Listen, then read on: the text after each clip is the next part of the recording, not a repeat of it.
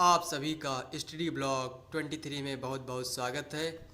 तो मॉर्निंग में मैं 5:52 पे आज उठा था और तो हे गाइस, कैसे हैं आप सभी लोग। आशा करता हूं कि आप लोग अच्छे होंगे। और सुबह उठ करके मैं आ गया था फिर अपनी छत पे।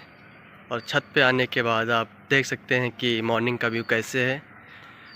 कोहरा से भरा हुआ है आसमान में। देख लीजिए कि आसमान भी कोहरा कोहरा हो चुका है। और ये सुबह का समय है, मॉर्निंग का टाइम है। तो आप देख सकते हैं चारों तरफ का नज़ारा किस प्रकार से है। तो मैं आ गया था छत पे सुबह सुबह। बहुत अच्छा लग रहा है मुझे।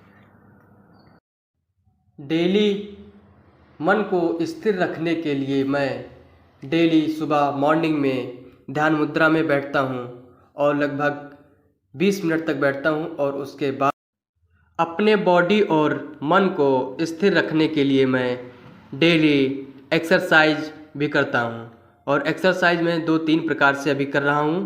तो कैसे हैं आप सब लोग। आशा करता हूँ कि आप लोग अच्छे होंगे और आप लोगों की पढ़ाई भी अच्छी चल रही होगी। तो रोज़ की तरह मैं आज फिर आ गया था अपने कोचिंग में। और कोचिंग में आने के बाद सबसे पहले मैं आप लोगों को बताता हूँ कि मैं आज कोचिंग आ गया हूँ, कोचिंग में क्या क्या करना है। तो रोज़ उसी की तरह आज मुझे फिर से वही स्टार्ट करना होगा जो रोज़ करते हैं और डेली करते हैं। तो आइए करते हैं स्टार्ट। टाइम हो चुका है 7:05। तो वीडियो को शूट करने के बाद मैं आ गया था स्टडी टेबल पे। और स्टडी टेबल पे आपको टाइम बता रहा हूँ। तो 7:06 हो चुके हैं। तो आगे क्या करते हैं स्टार्ट। तो रोज की तरह सबसे पहले मुझे स्टडी टेबल को करना होता है क्लीन। तो इसको फटाफट कर लेंगे क्लीन। तो बुक्स को कर लेंगे क्लीन, क्योंकि बुक्स को तो पढ़ना ही है। तो उसके साथ साथ बुक्स को भी अच्छी होनी चाहिए और आपका मन भी अच्छा होना चाहिए। जब आपका स्टडी टेबल क्लीन होगा तो आपका मन भी स्वच्छ होगा। तो उसी प्रकार से मैं बुक्स को भी कर लिया हूँ और इसी प्रकार से आवाज़ को कर ले रहा हूँ फटाफट जल्दी से जल्दी। और इसके बाद पेन्स दी गए हैं, पेन्स को भी कर लेंगे। इस पर भी कोई धूल ना जमे, जो जम गई वो हट जाएगी। इसी प्रकार से मैं लैपटॉप में भी इसको कर रहा हूँ क्लीन। लैपटॉप को भी कर चुका हूँ और इधर बुक्स रखी हैं तो बुक्स को भी कर लेंगे। उसके बाद आगे का करेंगे हम स्टार्ट। ओम भूर्भुवस्सुः तत्सवितुर्वरेण्यं भर्गो देवस्य धीमहि धियो यो नः प्रचोदयात्। जय मां सरस्वती। सबसे पहले मैं शेड्यूल बना लूँगा। तो शेड्यूल में मेरा सबसे पहले सब्जेक्ट रहेगा इंग्लिश वोकेबलरी का। इंग्लिश वोकेबलरी के बाद मुझे पढ़ना होगा मैथ्स को। और मैथ्स के बाद मैं पढ़ूंगा रीजनिंग को। फिर चला जाऊंगा घर, खाना वाना खाऊंगा। फिर खाना वाना खाने के बाद फिर मैं वापस आऊँगा। फिर कुछ दिन रेस्ट करूँगा। फिर कोचिंग पढ़ाऊँगा। कोचिंग के बाद फिर स्टैटिक जीके को पढ़ूंगा। स्टैटिक जीके के बाद जनरल नॉलेज को पढ़ूंगा, जो कि मेरा जियोग्राफी का पार्ट चल रहा है।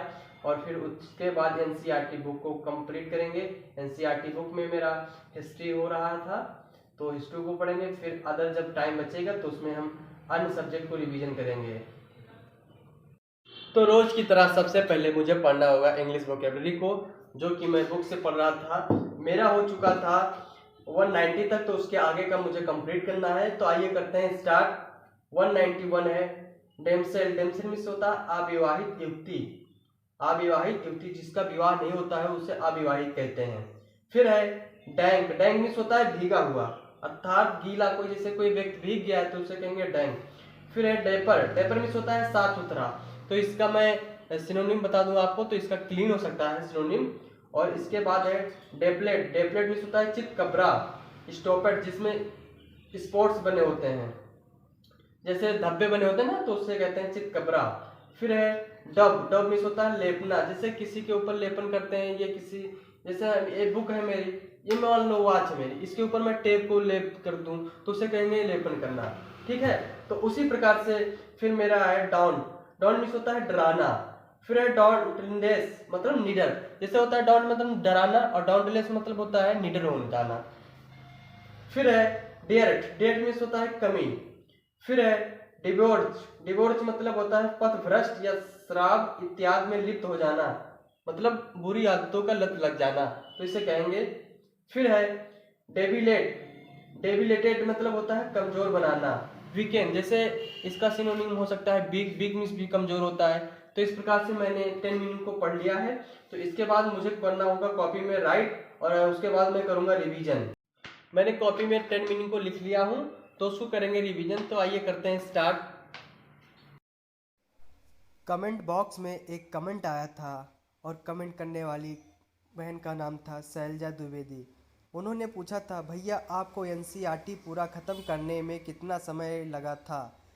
तो सिस्टर मैं आपको बता दूं कि मुझे एनसीईआरटी कंप्लीट करने में 6 से 7 मंथ्स लग गए, और रिवीजन करता भी था, इसीलिए मुझे 6 से 7 मंथ लगे, नहीं तो और कम लगता। तो आप भी जब पढ़ना तो उसको कॉपी में नोट्स के साथ लिखना और अच्छी तरीके से उसको स्टडी करते रहना। मैं चुके हैं 10:08, जो कि आपको समय दिख रहा होगा। ये है मेरी मैथ्स की कॉपी, जो कि मैं डेली करता हूँ रिवीजन। तो रोज़ की तरह मुझे आज भी करना होगा रिवीजन, जो मैं डेली करता हूँ। तो आइए करते हैं स्टार्ट।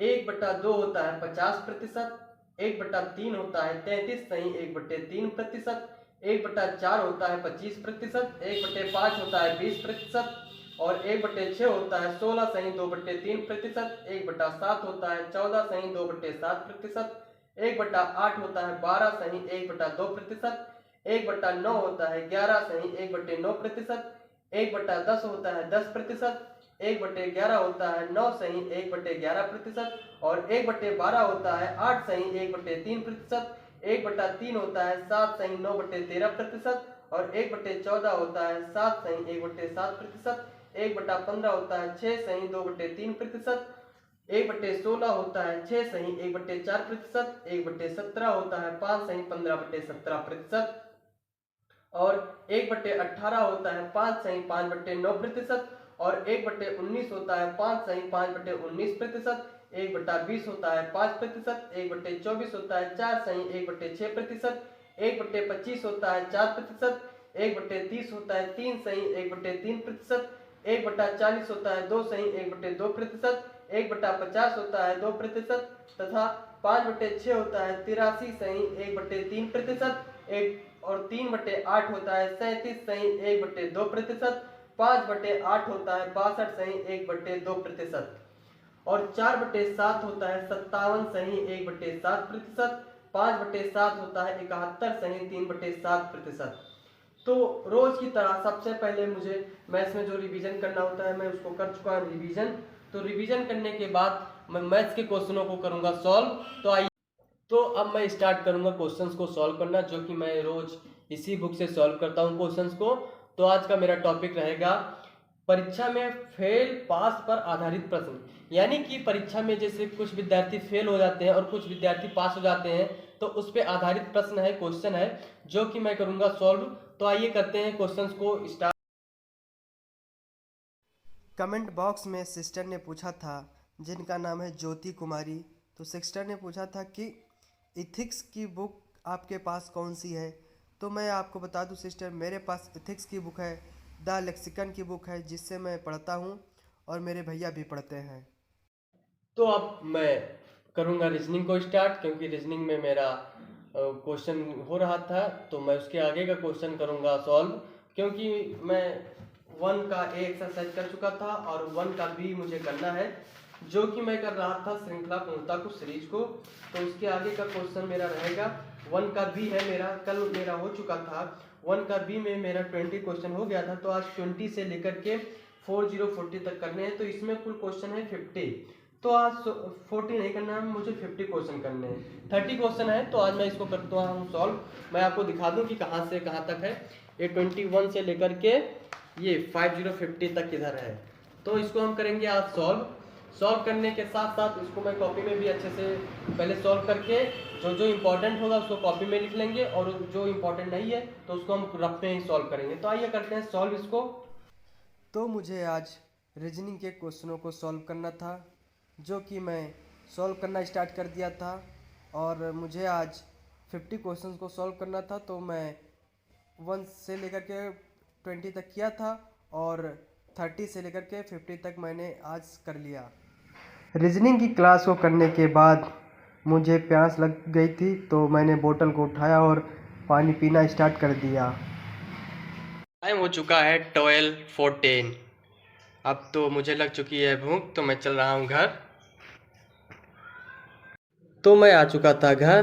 तो घर पे मेरे लिए आज था रोटी, दाल, चावल और सलाद। मेरा हो चुका था कोचिंग का समय और आ चुके थे बच्चे, तो मैं उसके बाद आ गया कोचिंग बच्चों को पढ़ाने के लिए। तो अब मुझे स्टार्ट करना होगा स्टैटिक्स जीके की बुक को। स्टैटिक्स में मेरा टॉपिक परसों से मैं पढ़ रहा हूँ, तो खेल का टॉपिक था। तो खेल में मेरा 2 टॉपिक हो चुका था और आज का मेरा टॉपिक है खिलाड़ियों के उपनाम। तो खिलाड़ियों के उपनाम में जैसे कोई खिलाड़ी कैसे फेमस हुआ, जैसे महेंद्र सिंह धोनी का निकनेम क्या है, कैप्टन कूल है, और विराट कोहली का क्या निकनेम है, तो किंग कोहली है। तो इस प्रकार से मैं क्रिकेट में इंटरेस्ट भी रखता हूँ, तो इसलिए मुझे क्रिकेट के बारे में नॉलेज भी है। तो कल मैं जो पढ़ा था, परसों प्रमुख खेलों में खिलाड़ियों की संख्या पढ़ा था, और कल जब मैं पढ़ा था विभिन्न खेलों के खेल परिषद और प्रमुख देशों के राष्ट्रीय खेल को किया था। तो आज का मेरा टॉपिक है कि खिलाड़ियों के निकनेम क्या क्या है। तो आइए करते हैं स्टार्ट। हॉकी का जादूगर मेजर ध्यानचंद जी को कहा जाता है, और फ्लाइंग सिख मिल्खा सिंह जी को कहा जाता है। उड़न परी और गोल्डन गर्ल पीटी उषा को कहा जाता है। सुपर मॉम मैरी कॉम को कहा जाता है। लाइटनिंग किड कहा जाता है विश्वनाथ आनंद को, और लिटिल मास्टर कहा जाता है सुनील गावस्कर जी को, और मास्टर ब्लास्टर कहा जाता है सचिन तेंदुलकर जी को और विवियन रिचर्ड्स को, और 360 डिग्री कहा जाता है एबी डिविलियर्स को। चर्ची चर्ची कहा जाता है एडम गिलक्रिस्ट को, और जंबो कहा जाता है अनिल कुंबले को। रावलपिंडी एक्सप्रेस कहा जाता है शोएब अख्तर जी को, और बंगाल टाइगर और दादा सौरभ गांगुली जी को कहा जाता है। मिस्टर रिलायबल कहा जाता है राहुल द्रविड़ जी को। भज्जी कहा जाता है हरभजन सिंह को। ब्लैक पर्ल कहा जाता है पेल को, और कैप्टन कूल कहा जाता है महेंद्र सिंह धोनी जी को, जो कि बहुत ही कूल कैप्टन थे। और CR7 कहा जाता है रोनाल्डो जी को, और रन मशीन अर्थात चीकू कहा जाता है विराट कोहली जी को, और हरियाणा हरिकेन कहा जाता है कपिल देव जी को। द आयरन लेडी कहा जाता है कर्णम मल्लेश्वरी को, और हिटमैन कहा जाता है रोहित शर्मा जी को, और गब्बर कहा जाता है शिखर धवन को। तो इस प्रकार का मेरा टॉपिक हो चुका है खिलाड़ियों के उपनाम अर्थात निकनेम। स्टैटिक को बुक को ओपन करने के बाद मैंने पढ़ना स्टार्ट कर दिया और अच्छे से पढ़ा। तो अब मुझे स्टार्ट करना होगा जनरल नॉलेज की बुक को, जो कि जनरल नॉलेज की बुक में मैं जियोग्राफी का पढ़ रहा था। तो जियोग्राफी में मैं जो कल पढ़ रहा था, तो उसके आगे का आज मुझे करना है। तो आइए मैं बता दूं आपको कि कल मैं क्या पढ़ा था और आज मुझे क्या पढ़ना है। तो कल मैं पढ़ रहा था विश्व के प्रमुख खनिज एवं उत्पादक देश, और आज मुझे पढ़ना है विश्व के विनिर्माण उद्योग, और विश्व के प्रमुख औद्योगिक नगर, और विश्व की प्रमुख जनजातियां। तो आज मैं इन 3 टॉपिक को करूंगा कंप्लीट जियोग्राफी से। तो आइए करते हैं इसको स्टार्ट। जनरल नॉलेज की बुक से जनरल नॉलेज को पढ़ना स्टार्ट कर दिया था, क्योंकि उसमें मुझे जियोग्राफी के पार्ट्स को पढ़ना था, जो कि मैं पढ़ रहा था और उसको कॉपी में भी लिख रहा था जो इम्पोर्टेंट था। तो अब मैं स्टार्ट करूंगा NCERT बुक को, जो कि हिस्ट्री की है, क्लास 9 की है। तो इसमें मैं पढ़ रहा था चैप्टर फर्स्ट को। चैप्टर फर्स्ट का नाम है फ्रांस की क्रांति। तो इसमें मेरा 2 टॉपिक हो चुका था कंप्लीट, और इसके आगे का टॉपिक मुझे आज करना है कंप्लीट। तो मैं आज आपको बता दूं कि आज का टॉपिक मेरा रहेगा फ्रांस में राजतंत्र का उन्मूलन, अर्थात फ्रांस में राजतंत्र का उन्मूलन क्या था, और गणतंत्र की स्थापना, वहां गणतंत्र की स्थापना कैसे हुई।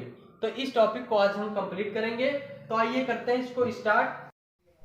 हिस्ट्री की NCERT बुक को मैंने पढ़ना स्टार्ट कर दिया, और तो मैं आपको बता दूं कि आज की स्टडी मेरी हो चुकी है कंप्लीट। तो कल मिलेंगे आपसे एक नए वीडियो में, और आपको वीडियो कैसी लगती है तो ज़रूर कमेंट बॉक्स में कमेंट करें, और यदि मुझसे कोई कमी होती हो तो प्लीज़ कृपया बताएं। और कल मिलेंगे आपसे एक नई ऊर्जा के साथ। तब तक जय मां सरस्वती। जय हिंद, जय भारत, जय हिंदुस्तान।